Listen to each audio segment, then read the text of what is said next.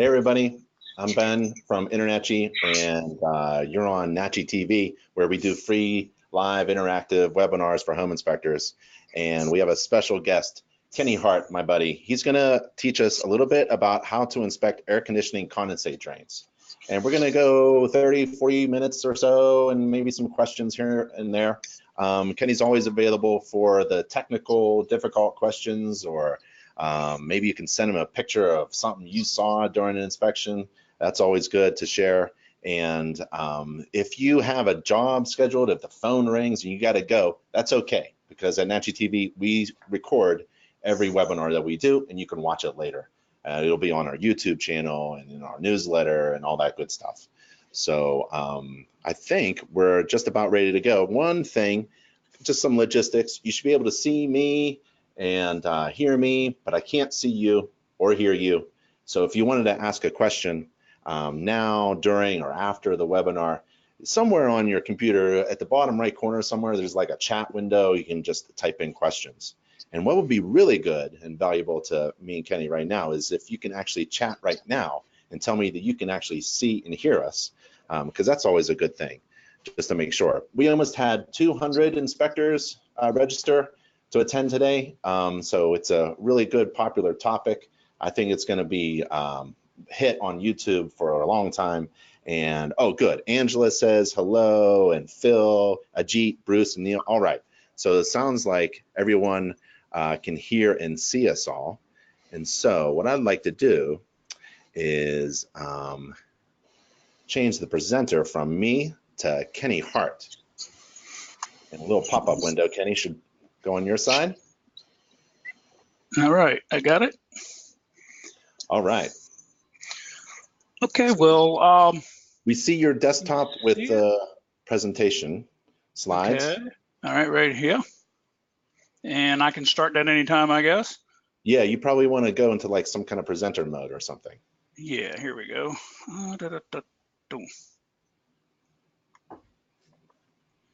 Anyway, let's get going here. I appreciate everybody. Got it? Yep. Okay, appreciate everybody attending today. I get a lot of questions all the time. I've done seminars now for like, I don't know, I guess I'm pushing 20 years.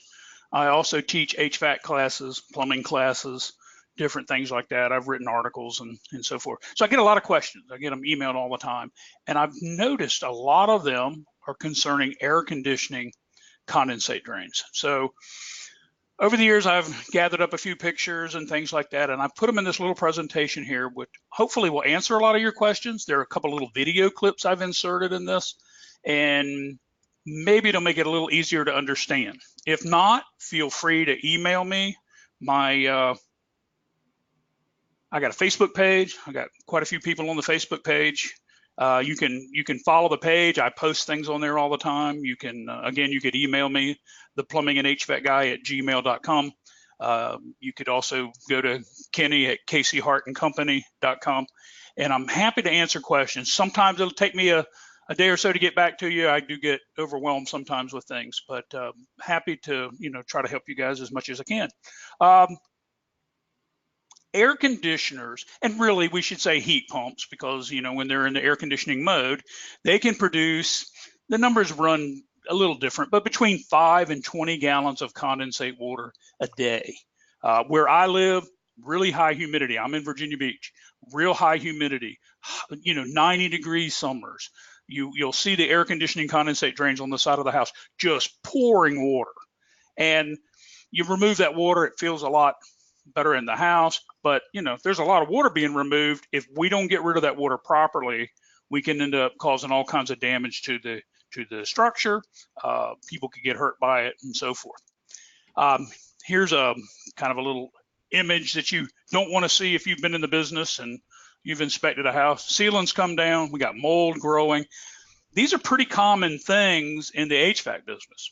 We see these things from time to time. This is my 45th year in plumbing and HVAC. So I've seen a lot of stuff over the years. And I know when I see something installed improperly in the field, these are the things that can, come back and haunt you later on. All right, let's do some basics first. Condensate, drain, basics. Some of the things that kind of across the board. There's been a few changes recently in some of the codes, and I'm not getting into codes. I'm just going to talk more about the general things. All right, the primary coil should be trapped so the seal resists air pressure. Now, this could be on a system that's under positive pressure or under negative pressure, but we should trap it. It's generally required by most manufacturers on pressurized or systems, we blow through systems or draw through systems generally required. Draw through systems is extremely important. On a draw through system, you don't trap it properly, you usually end up with a flood. Trapping, the traps themselves, we refer to them in the business as running traps. They tend to not be real good. I mean, they kind of work sometimes depending on the static pressure in your duct system and so forth. But a lot of times when a system starts out, it can actually suck the water out of the trap. And until the unit shuts off, the water doesn't go back into the trap and reprime it. So in most cases, you're better off if you have like a P-trap. Now, the one in the middle is the one I would prefer, usually because it's a nice, clean, sweeping trap. Now, it has to be deep enough, and a lot of this stuff comes from the design of the duct system and so forth. And we can't really get into that as home inspectors. We don't, figure out static pressure and all that on a duct system. But the one in the middle works pretty good. The one at the bottom is very common. The one at the top, the trap at the top is a little shallow. It can kind of suck the water out of that thing, negating the value of the trap when it does that. But the other two work pretty good. Now, when I see the running trap, and I mentioned it a minute ago, I don't necessarily write it up if everything seems to be working properly, because I really don't know what the pressures, the static pressure and everything is in the duct system. So I don't know if it's working well or not. There's just no way for me just to look at it unless it's actually cranking right then on a hot summer day. I may not know exactly what's going on with it, but I do look for stains, indications that maybe the system has overflowed at some point. I look in the wintertime, especially when we kind of at a loss about some of the things we're going to inspect on the HVAC system. I look all around the unit. Do I see water stains? If I see water stains, I make sure I point that out. And I may even give them a note, because I am a licensed HVAC contractor. I give them a note, say, may have something to do with your trapping, have somebody come out and check it. But if I see P-traps, generally I'm not overly concerned. I figure they can probably operate well. One of the things, we don't drain to a public way. They don't want water running out onto a sidewalk, basically, or an area where somebody could step in it. Sometimes these things end up forming slime and stuff like that. You don't want anybody to get hurt. You don't want to track through water, things like that. The pipe, pretty much across the board, manufacturers and the code says 3/4 of an inch minimum, about 1/8 of an inch slope, supported well. You got to do that, otherwise the little dips that you get in the trap the dips that you get in the pipe end up being a trap. That's what I'm trying to say. So that stuff can slime up pretty bad. So good support, 1/8 inch slope, or maybe a little better if you can, and just 3/4 inch, you'll probably do pretty good. May drain to indirect waste. A good example of an indirect waste would be a wash machine drain. We actually do drain to wash machine drains in some areas. Other areas, they may say, no, you can't do that because we don't want to treat your condensate water, through our sewer system. So you kind of have to figure out what the local authority is allowing, but an indirect waste is pretty common. Here in Virginia Beach, we almost always drain out on the ground. Pipe pops out the back of the house somewhere, turns down with an elbow. Otherwise, it can run back into the wall. Turn down with an elbow, and we drain down onto the ground. Here's a good thing, good image here. We show it going into a laundry tray. We try to get a little air gap there. We don't want the lines shoved right down in the laundry tray. They show an image here of it going into the overflow on a bathtub, in the back of the bathtub. I've never seen it. I can understand how you can do it.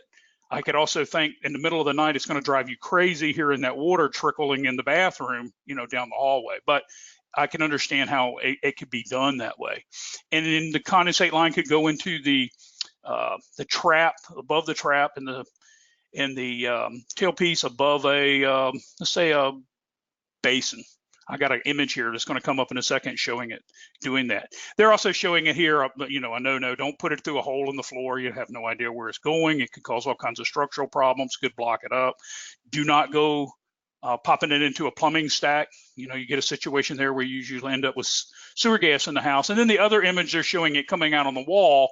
And in this particular case, if you turn down the wall a little ways, get down near the ground, turn it down with an elbow and then kick it away from the building, splash pan or whatever, you'll probably be fine in most cases.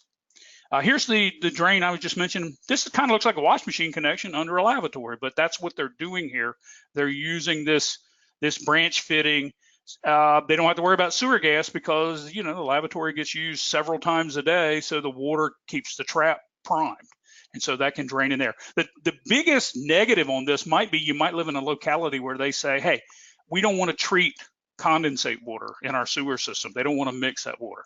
In other areas, they might not care. Here in Virginia Beach, we have a few neighborhoods where they allowed this years ago, so they still allow it. But in other areas, they just flat out say, no, you can't do it that way. Throw it out on the ground or go to an indirect waste where it's not necessarily going to go into the sewer system. Maybe, some way to get it into a storm drain or something like that through an open line. This is pretty popular in some areas. We run into a wash machine drain, but the way you do that, and of course you're going to end up treating this water, the best way to do that would be to put a fitting in the standpipe, run up to the wall. You can put a box in the wall, and then you actually bring the condensate drain from overhead. We have a lot of attic installed units, so we see this pretty regularly here. And what you do is you bring the condensate drain through the top of the box. When it's all framed in, it looks nice and neat, and the water again can drain. It's going to go down the drain, so the city's going to have to treat that water, or your sanitation department is going to have to treat that water. So if you have a situation where they're allowing you to put it in the line, a lot of times plumbers work with the HVAC guys and we install a fitting like this. That way the trap's going to stay primed. You're not going to get sewer gas. It's able to drain right into the system. And again, the negative for me is that stuff like that drives me crazy at night. I can hear stuff like that running and it just drives me nuts. But again, it's allowed in some places. It's a way to go into an indirect waste line like that. Here's just an image that I pulled up showing, it's a Carson Dunlap image, just showing you one going into the a vent pipe in the attic. The trap initially is going to have water in it. The winter time, though, it's going to dry out. When it dries out, you're going to be drawing in some sewer gases into the system. So when it's operating in the summer, you might think, hey, that's working pretty cool. No problem. I don't smell anything. I'm getting rid of the water because the vent eventually is going to get into the sewer, et cetera. But that trap's not going to stay primed very long. So unless you can get into the plumbing system in a way where you can keep a trap primed, you're probably going to have problems. So pretty much, the localities that I know, pretty much all the localities I see out there, they say, hey, look, don't do this in the stack. And I actually have an image of one right here. If you look at this, there's an air handler sitting on a platform over a pan. The condensate will actually drain to the line here into the stack, and it's going to go down the stack, so it's going to end up in the sewer. It's going to flow into the city sewer, but the sewer gases flow through this pipe out through the vent. So if this unit's running, especially if it's a draw through system, when that trap goes dry in the wintertime, that trap it's got water in it in the summertime, but in the wintertime when that trap dries out, boom, sewer gas into the house. You're going to just be sucking it right in. And then you have to deal with the concerns that you could have with sewer gas, the dangers of sewer gas, not to mention the odors. All right, downflow units. This is kind of a recent thing I've noticed in some of the code areas. Downflow units require a blockage detector in the primary pan, it says. What they're talking about here is, in most cases, you're talking about a furnace. So you got a furnace sitting on top of an evaporator coil or an indoor coil. They're saying, you got to put a primary drain on it, but they're saying get a blockage detector of some type in the primary pan. I wish they would say the primary tray. There is a condensate tray inside of the unit, and I think it confuses some people when they see pan. They're thinking an emergency pan or something like that. But essentially what we're saying is this primary drain on a downflow unit could block. And in some cases, they're sitting kind of close to the floor, and it could run over. You may not even know it. It may be running under a house in the case of a crawl space, and it could be running under the house for years before you ever realize anything's going on. So what what we are recommending here, and what in some areas the code saying is you need to put some kind of an indicator there so that if that drain does get blocked, in my case, I would wire it so it would shut the unit off. So, a guy would come out, he said the unit's, I got a 24-volt circuit that's open, I got to figure it out. He figures it out, oh, it's the detector, or in my case, the float switch. He said the float switch has got it shut off, and he realizes the drain's plugged up, and stops the drain, puts everything back into order. In the meantime, you're not running water in the crawl space for a long period of time. So this is required in some areas. It's certainly a good idea to do in others. This is a downflow unit. The unit is essentially pulling air here. And if you look at it, it's sitting, the equipment is sitting on top of, the furnace is sitting on top of the evaporator coil. So it's blowing down. It's a downflow unit. On this particular one, it looks like they got a condensate pump here. But what they were saying is, let's say that this was a crawl space, put a primary drain on it, and then maybe use a float switch on your secondary drain like they have here. And, the drain blocks up. It's prone to do that from time to time. The float switch will cut it off. It'll just shut it down. When I wire these things, I always wire them so that they'll shut off the outdoor unit. I don't really want it to shut off the whole system. As a service tech, I learned a long time ago, if I can give them fans operation, even inside the house, even though it's not cool air, if I can give them some air in the house, they tend to let me wait till tomorrow morning to come out there and make the repair. So that way I don't have to get up in the middle of the night and go deal with something like this. So all I ever do is use the float switch to shut off the outdoor unit, to shut off the condensing unit, or a heat pump, I'd be shutting off the outdoor unit. All right, condensate pump to a gravity drain. A lot of times you'll see a line going way across the house in this little teeny rubber hose, whatever they've got connected to it, and it's going, 30, 40 feet or something like that. It's kind of rough on these pumps. Some of the pumps won't handle it. Some of the pumps, bigger pumps will. But what they're emphasizing here, the best way to deal with this is run the pump and the drain, or the discharge line on the pump, as far as you have to get to something that you can then let it drain by gravity. So a lot of times in a basement, the best way to hook it up is let it pump up in the air, get into a pipe that you might secure that will actually flow by gravity. And you can do it in such a way that, it doesn't put such a load on the pump by doing that. A lot of times I've seen guys, they'll run the small hose up above the equipment. Then when they can get out on a gravity drain, they just fasten a gravity drain to the wall of the structure or something like that. They let that hose go right into the open pipe and let it run out by gravity, instead of trying to pipe it all the way out and put a lot of that long hose, putting the back pressure on the system. Hey, Kenny. Yeah. Hey, we've got Phil here. He just wanted to comment. It's a pretty cool comment regarding discharging into public areas. It's common in Las Vegas, he says, to terminate the secondary line at the garage ceiling, right above the garage entry door. So that's a quote unquote conspicuous location, so that people can actually see a problem. Yeah, that's actually required to where you do that. I've got a slide coming up on that in a minute, or that it'll remind me. But that's a good idea. What you want to do is be able to realize there's a problem. Like I had a situation one time, not related to condensate pumps, but I had a water heater discharging in a crawl space. This crawl space was tall enough you could walk under, but the water heater about every 4 hours would blow a hit of steam in the crawl space.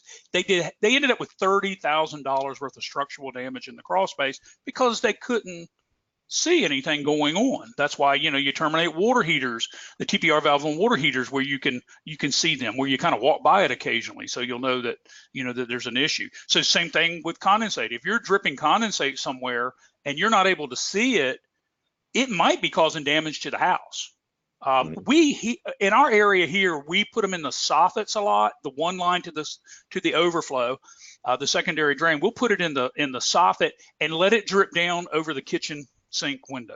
It's a very common thing for people to stand at the window, do dishes, or just walk up there and fill a cup, and you're looking out the window, and then one day you realize, what the heck, there's water dripping from above, and then you start realizing something's going on. You go outside and look. So that is kind of a common thing, and I can understand how they might do that out in Vegas, so you'd be able to see it.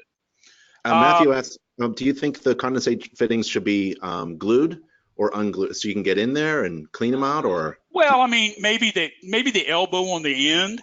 You might want to. I don't see that that's a big deal as long as it's good, snug, tight. Some of the plugs I'm going to show you in a little bit, right at the traps.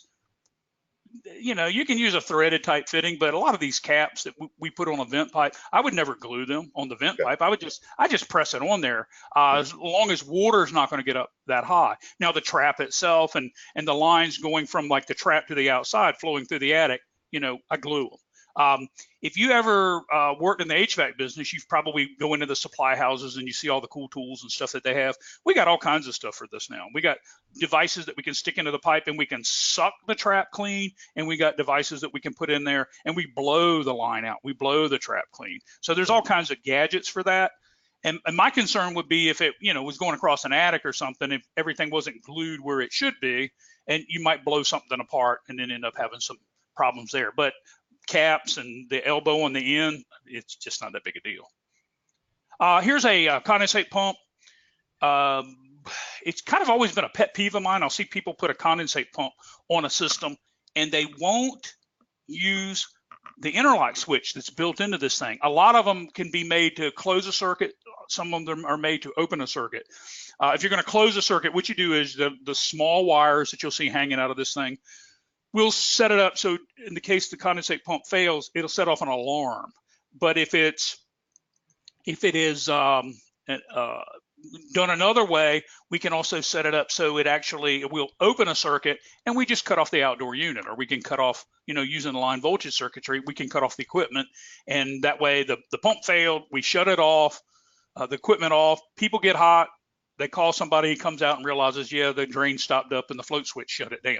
And so I used to always tell guys when I would do these classes, make sure if you see these wires hanging out of the unit, you report it, that they didn't use this switch. It comes with the equipment. It's like they give it to you and people wouldn't use them. The HVAC guys wouldn't use them. So I say, absolutely, use them. Well, now it's actually noted in some of the codes where if the unit's in the attic, you have to have a condensate pump up there for some reason, or if it's in a like a crawl space or something, you're supposed to make sure that it shuts the equipment down.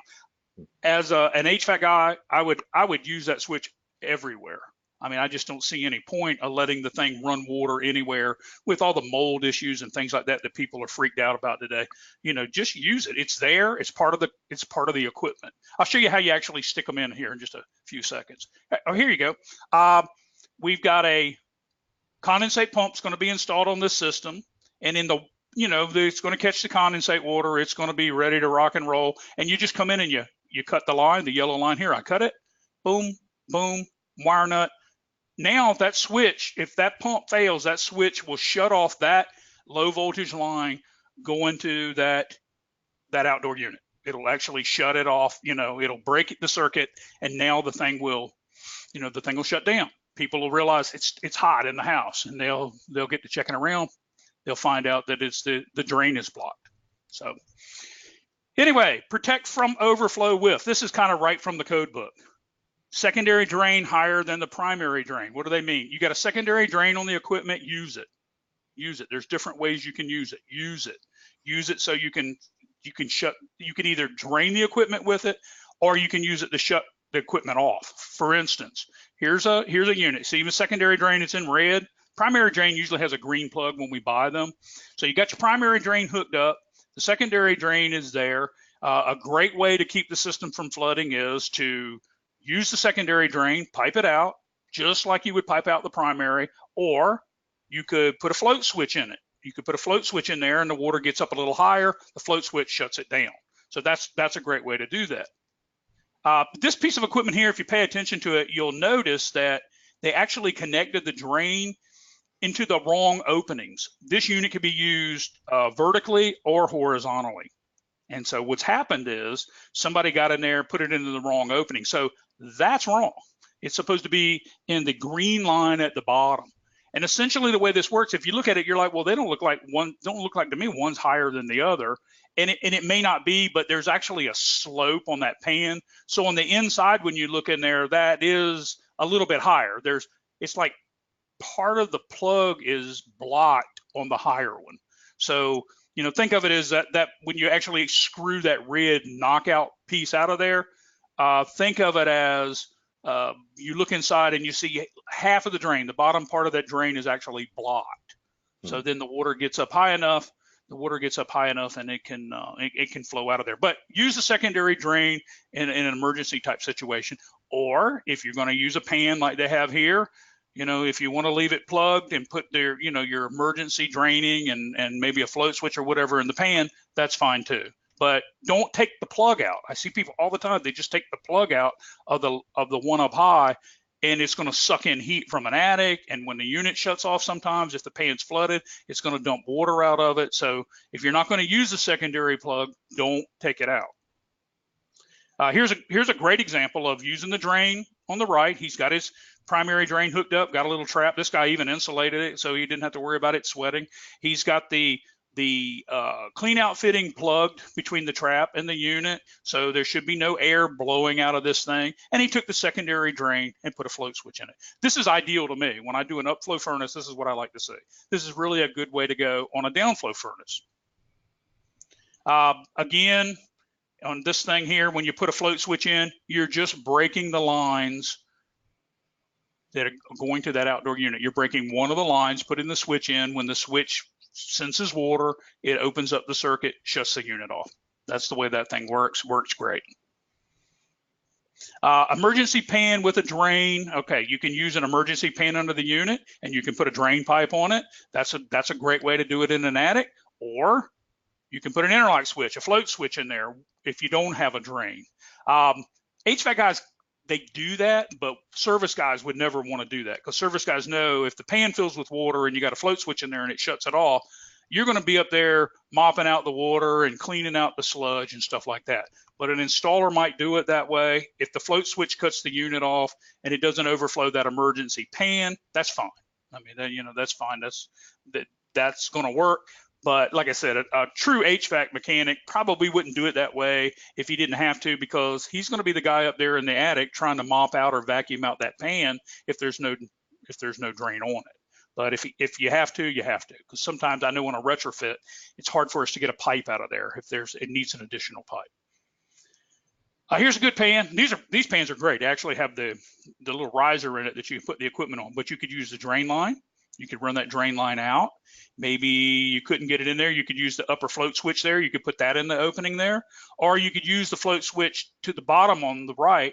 That actually fits over the lip of the pan, sits inside the pan, and it'll sense the water as the water rises up. And in that case, if you were going to use that, you would probably have it plugged off. But if you had a drain on it and a float switch, it's redundancy, but it's fine. It's great. I mean, it just gives you more things. I looked at a unit recently, and the guy had like 5 ways to keep this thing from flooding. I mean, you know, but you know, when you see the guy, you understand, because he wears suspenders and a belt. So I mean, that's the way that guy works. You know what I mean? But anyway, here's a unit. Now you see the trap, and then you got the secondary drain. It's plugged. You can see the little red plug in there. And when you're looking at the pan, that little white deal going behind it, that's part of the framing. That isn't a drain. But if you look on the right side of this equipment here, he actually has a wire going into the pan. He's got a little float switch in the pan. So if this unit would overflow, it would flow into the pan, and then the float switch would shut it down. And you know, it'd be hard to miss if you're in that attic. If that pan was flooded, you'd walk up there and realize almost immediately what the problem is, suck the water out of it, clean the drain out, and let her get going again. Either one of these type of float switches would work fine in that situation. All right, secondary drain, readily observable. Somebody mentioned that earlier. We just need to know when there's a problem. We got to know when there's a problem. If you don't know, you don't fix things, and then you end up with more problems. You know, as I said about that water heater, it was like one of the last things I did on this particular house. I went into the crawl space, and the TPR valve blew off while I was in the crawl space, filled the crawl space up with steam, and that I realized exactly why the crawl space was so damp, even though in that particular area it normally wouldn't be that way. And again, moisture had damaged about $30,000 worth of structural work. And I remember that particular day, I said, this deal's done. I mean, I knew this guy's not going to buy this house with all this work. It's got to be done. But somebody would have noticed that line if it had been run outside or had been dumping somewhere where you just every now and then walk by it. you know, or you set it up like you say in Vegas from the garage. Here in Virginia Beach, you know, we put them in the soffit so it drips down by the kitchen window. Now, real quickly, blow through, draw through. There is a difference. Blow through units, when they run, it's like a furnace with a coil on it. You're putting your evaporator coil on the furnace. That evaporator or the indoor coil is under positive pressure. Okay, it's under positive pressure. The line is going to have air pressure coming out of it when that unit's running. So pressure's blowing up on the unit, and if you were to put your hand in front of the plug with the plug out, you would have air pressure coming out of there. It's under positive pressure. Most manufacturers say trap it, but I will just tell you, if you don't trap it, it'll drain because there's pressure on the system. It'll blow the water out of there when that's running. But if you trap it, it's like sealing up the ductwork. Why would you have a 3/4 inch hole in your ductwork letting the air come out when a little trap will take care of that? So that'll generally be the main thing to do that for, is to save the energy, to save the air pressure, and so forth. On a draw through, it's a little different. Quickly, here's a downflow. That coil is now under pressure. It would have air coming out. That's a blow through unit. That's how we hook up most furnaces. Horizontal, that coil is going to be under pressure. Air is blowing across it. Coil's under pressure. It would blow air out that opening. This unit here, there's your blower. This is very common for heat pumps. There's your evaporator coil. Over here, we got our heat strips. What's happening as this unit is running, it's a draw through unit. Air is being pulled across the coil. Air is being constantly pulled across that coil. That coil is in negative pressure. If there is no trap, if the vent pipe between the trap and the unit is open, or a drain pipe, clean out pipe is open, it will actually suck air inward. If it sucks air in, it may not be able to drain. If you do see one of these units in an attic and it's just kind of a different orientation here where they're blowing air pressure over, even though it may be set up, it kind of looks at, you kind of look at the unit and think, is this a blow through or a draw through? Just remember, the blower has to blow the pressure over the coil. The blower is upstream of the coil, and then it's a blow through unit. If it's sucking over the coil, it's a draw through unit. If you look at this unit here we have right in the classroom, there's my funnel. What we do is we pour water in this, we flood the pan, and if you look at the way this unit is set up, there's your primary drain. Here's your secondary. I see this installation all the time. People will put a pipe and maybe an elbow and turn it up on the secondary, and on the primary they'll put the trap in there, but then they'll put a clean out pipe or a vent pipe in the opening and they'll leave it open. And what happens is when the unit's running, that coil's under negative pressure. Air pulling in across the coil's under negative pressure, and I end up with air being pulled in here. You think, well, is that going to stop it from draining? It almost always does. I mean, there could be a duct system in such a way that it may not, but it is so rare that you've got to trap it, and you've got to make sure that trap is being used properly. Look at this video right here. See the arrows coming out of the drains. There's a primary and secondary drain. The guy on the left, I got the T opened at the top. The T being open on the top there is actually allowing air to be sucked in there. There's a trap under it, but the air gets sucked in. And on the right, they put this elbow in there. Maybe they turned it up, maybe they turn it down, whatever. Air's being sucked in there. Watch this as I actually turn it on. You can see the water being sucked backwards. All right, let's see if I can get this to roll for me. Yep. It's pulling backwards. As this unit is making condensate, it's not allowing it to release itself. Now, on an average day, it might not run over. It might not produce enough condensate. When the unit shuts off, it releases the negative pressure. The pan drains itself. But on a really hot, scorching day with real high humidity, it would probably run over. And then, it could cause a flood. And the installation is the problem. If you take this guy here, let's see, by the way, the way you fix that, real quickly, let me show you a real quick fix. Oop, I lost my picture. Where am I at? Ben, oh, here it is. Sorry about that. I pushed on the wrong button. Okay, on this one, you could plug it. You could actually put a plug in there. If you want to have a pipe in it, with the trap, you could, with a trap, you put a pipe in it with a cap on it, you could do that. But it can be removable. There's no need for it to be, permanently done there. Pull the little cap off the pipe and use it to clean out the drain, but don't leave it open. You don't want where that red arrow is to have a pipe standing up and it be open at the top. On the guy on the secondary drain over here, it's just turned up. I don't know what it is. It's got it in people's heads that thing needs to be open, but it does not need to be open.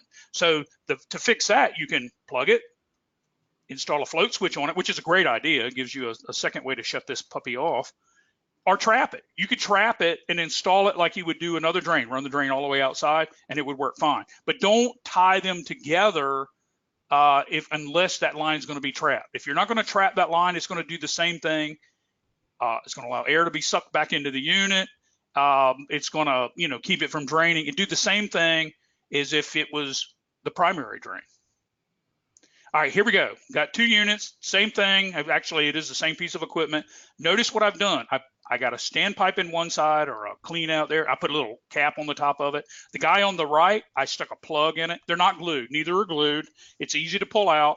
The water pressure is not going to be an issue with that. And watch this guy when I actually have it running and it's draining.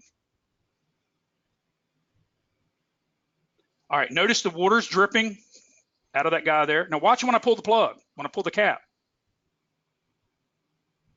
It stops. Now the unit's making condensate, it's filling up the pan. I put it back in and plug it off, it starts draining again. And that's where they fail. People will leave that line open there. If you want to have a T and an open line on the other side of the trap, that's fine, but not that side. It makes the trap useless. Look at the water being sucked back in there. And that's probably one of the biggest things I see out here in the field as an HVAC guy. I get called in on this stuff from time to time. Generally, I spend most of my time today teaching, but if I do get called in on expert witnessing or something like that, I just walk right up to the unit. 9 times out of 10, I can see it before ever really get to it. I can actually see what's going on because it's such a common thing that I see done wrong. Here's a guy in the attic, big pipe turned up on the secondary drain. All they're doing when this unit is running is sucking hot, humid air out of the attic. In case of Virginia Beach, that air is probably 140 degrees, 135, 40 degrees in the attic. It's got high humidity. You're putting it in the equipment and adding to the load that the unit's having to work on. It's not doing the job. Now, as far as the line on the right, the primary, I don't know if there's a trap down there, but it doesn't look like it. And if there's no trap, it's doing the same thing. It's holding the water in until the unit cuts off, and then the water can flow through the pipe. But you can tell there's rust in that pan. So every now and then it fills the condensate tray completely up, it runs over, and it drips into the emergency pan. In an ideal situation, you would never have any water in the emergency pan unless it was an emergency. Something really fouled up on the system. I have people sometimes, they focus in on the draining part of it. Remember, sometimes the tray under the coil actually rust out. So water's dripping out of the unit, not because the drain's blocked up. It rusts out because the tray inside is no longer capable of holding the water. So that would be the reason for a tray to actually, to leak and then it get into the emergency pan. But, there's really no reason for you to install it in a way that you cause that problem. Missing plug, emergency pan's too short. These are real common. See it all the time. Connecting the primary and the secondary or an emergency drain together. Almost every instruction I've ever read always says run, if you're going to run 2 lines, run them separate. Don't tie them together, because from that point on, you only have 1 line now. And so if it blocks up, from that point on, that secondary drain is not going to do you a whole lot of good. Float switches on the wrong side of the trap. The traps are usually where most of the blockages occur. If that blockage would occur there, the water would back up into the coil box, into the tray, and it would run over. Now, if you had the float switch on the other side, on the other T, what would happen is the line would block up, and that you would see that slime all build up in there. It would push up on the float switch and it would shut it off. So this float switch will work if the line gets blocked from the float switch out, but it will not work. The float switch is not going to work when it's in the trap, and the trap is usually where the blockages end up. So, and I think I'm about ready to wrap up here, but if you look at this unit, did a pretty good job. They got the T's, got a little, you know, riser pipe in there with probably a press on cap. They got a float switch inside the pan, but they put an elbow turned down into the pan so that if this unit actually fills up with water, something happens, the trap gets blocked or whatever, it fills up with water, it runs into that pan. And you just don't need that. You don't really need to have that way. But in the meantime, as it's running, it's sucking heated air from that space. And if that happens to be a hot attic, you're sucking that heated air on a draw through unit. It's just sucking that air in, and it's adding to that load the whole time it's operating. So right there. Folks, that's my contact information. I got a website. We just licensed home inspectors here in Virginia, July 2017. I got a school here along with Mike Casey and I. We operate some stuff here together. Love to, you know, see you. We do a lot of CE stuff. Go to the Facebook page, like the Facebook page, follow me, and you know, click on message me, send me stuff when you got it. If you send me a picture, I will steal it. Promise you. It'll be in a show somewhere if it's really good, you know. But anyway, any questions pop up there, Ben? Otherwise, people feel free to email me and question, and I'll send you answers as I can. I'd love your pictures. Love your pictures. So, Kenny, I really appreciate it. I know you're a busy fella, and you've got an amazing business and an amazing school. Everybody east of the Mississippi should be just driving right now to your school.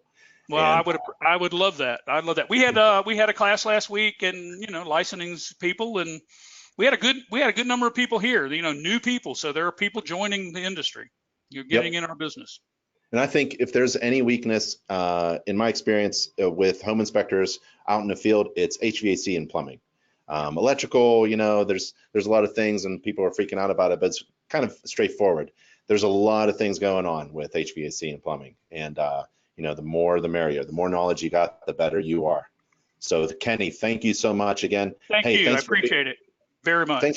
Thanks for being one of our great inspectors and taking care of our InterNACHI home inspectors and being at the conventions and all the events. And thanks for doing everything you've been doing for the industry. All right. I really appreciate it. I'm glad to be here. Thanks, guys. All right, brother. See ya. Bye, everybody.